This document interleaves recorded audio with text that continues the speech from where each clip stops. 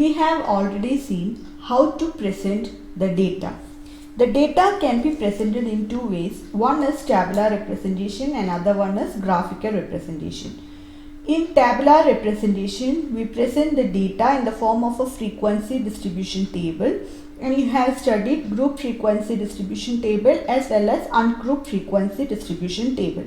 In graphical representation, there are three different ways. One is bar graph, second one is histogram, and third one is frequency polygon. Now, do we need to study all this data to make sense of it, or if we can make out some important features of it by considering only certain representatives of this data?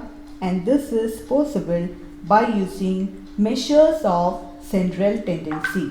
So in today's video, we are going to learn about measures of central tendency.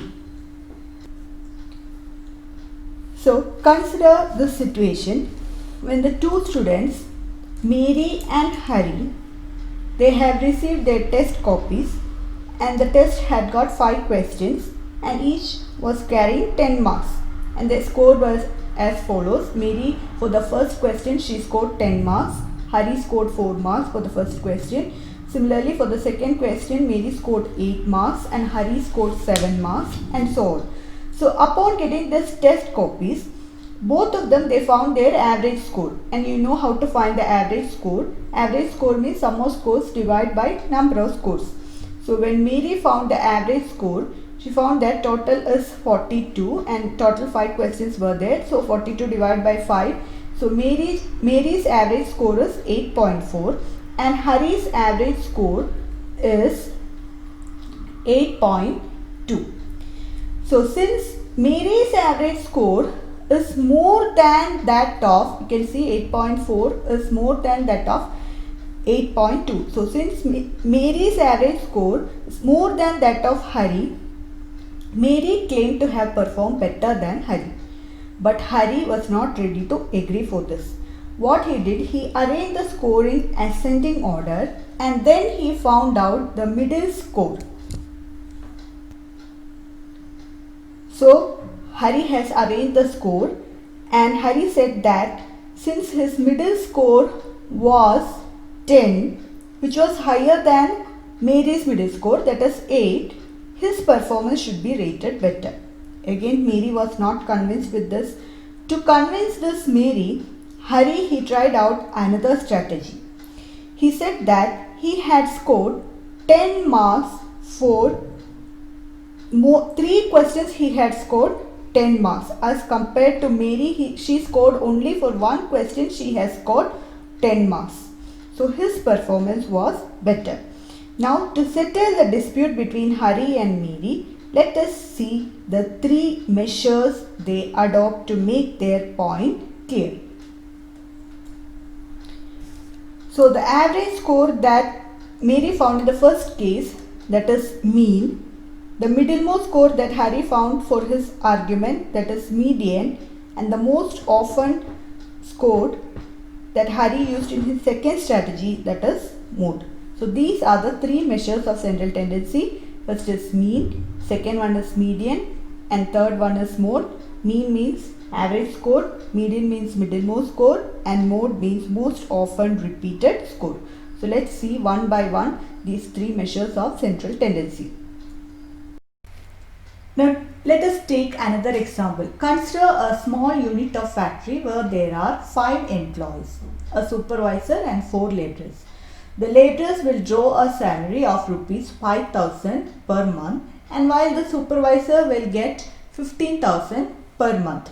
So if you want to find out the mean, so the laborers, they will get 4 laborers 5,000, 5,000, again 5,000, 5,000, and the supervisor will get 15,000. And here we know that median is 5,000, which is the middlemost score, and mode is also 5,000 because the most repeated score. So mode is also 5,000, and mean will be, you have to take the average, you have to add this score and divide by 5. So when you calculate that, you will get the mean as, divide this by 5. So you will get the mean as 7,000. So you can see mean 7,000, median is 5,000 and mode is also 5,000. So the model salary is 5,000 per month and the median is 5,000 per month, whereas mean is 7,000 per month.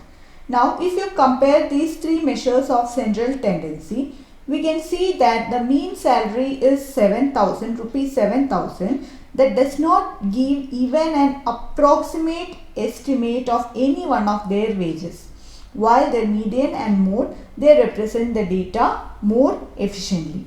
So the extreme values in the data will affect mean. That is one of the limitations of mean.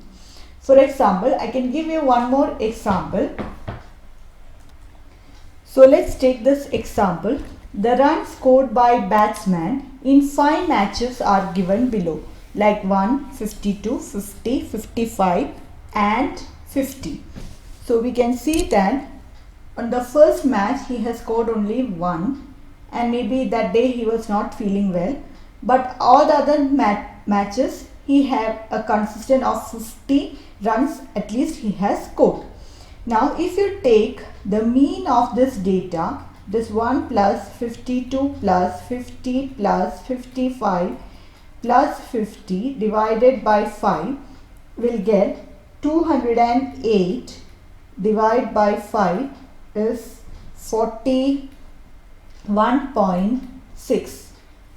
And median you need to arrange in ascending order. So 1, 50, again 50, 52 and 55.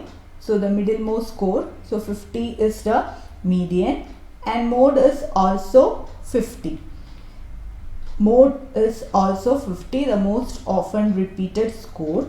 So we can say that extreme values in the data actually affect the mean. So this is one of the weakness of mean. So if the data has a few points like this which are very far away from most of others, then mean is not a good representative of this data.